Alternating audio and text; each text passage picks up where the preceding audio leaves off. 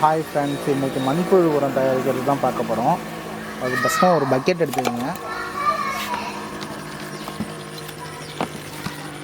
First ஒரு layer வந்து மண் அப்ளை பண்ணிங்க, மண்ணை கொட்டிங்க.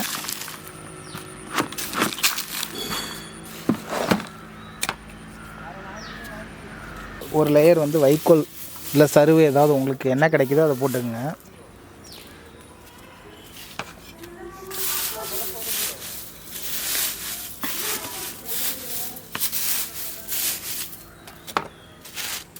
அப்புறம் நம்ம காய்கறி கழிவு இருக்குல்ல, அதை ஒரு லேயர் போட்டுக்குங்க.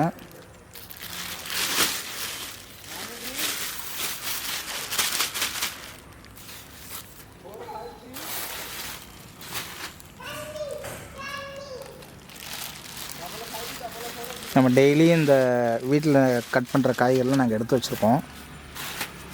அதான் ஒரு லேயர் காய்கறி கழுவி போட்டுட்டு ஒரு லேயர் மறுபடியும் எருவு, அதாவது மாட்டு எருவு இருக்குல்ல, அதை போட்டுங்க.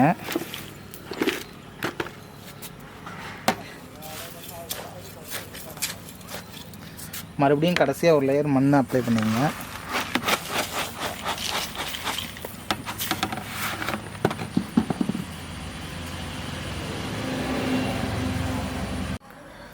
ஃபைனலாக கொஞ்சம் தண்ணி ஆட் பண்ணிக்கிறோம். தண்ணி ஈரப்பதம் இருந்தால் தான் மண்புழு உருவாகும்.